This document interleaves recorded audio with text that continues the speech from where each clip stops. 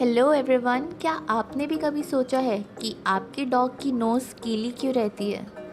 जी नहीं दोस्तों, ये किसी बीमारी का सिम्टम नहीं है, बल्कि इससे ये पता चलता है कि आपका पेट एकदम हेल्दी है। ऐसा इसलिए होता है ताकि उनका बॉडी टेम्परेचर मेंटेन रहे और बॉडी कूल डाउन होती रहे। क्योंकि दोस्तों, डॉग्स की पूरी बॉडी में स्वेट ग्लैंड्स नहीं होते हैं हमारी तरह। इसलिए अगर आपको आपके डॉग की नोज़ ड्राई लगे तो ये फीवर का साइन हो सकता है।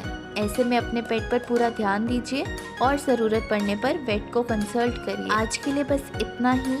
For more such content, do like, share and subscribe. Thank you.